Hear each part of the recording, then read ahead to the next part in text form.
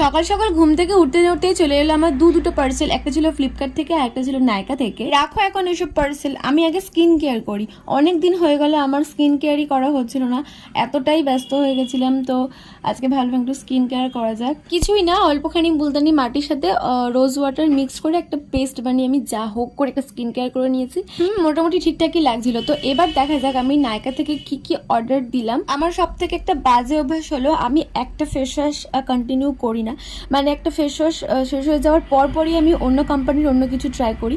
তো প্রথমে নিয়েছিলাম হিমালয়ার সানস্ক্রিন লোশন, দেন হিমালয়ারই একটা ন্যাচারাল গ্লো কেশার জেল, তারপর দুটো ফেস ওয়াশ অর্ডার করেছিলাম, একটা দিদির জন্য আর একটা আমার জন্য। সব শেষে যে ফেস ওয়াশটা দেখছো এটা আমার জন্য অর্ডার করেছিলাম, আগেরটা ছিল দিদির জন্য, আমার দুর্ভাগ্যবশত স্যুট করেনি। তো যাই হোক, আজকের সব থেকে ইন্টারেস্টিং ব্যাপার হলো দিদি আর আমি আজকে বৃষ্টিতে ভিজেছি এত রাত্রিবেলা।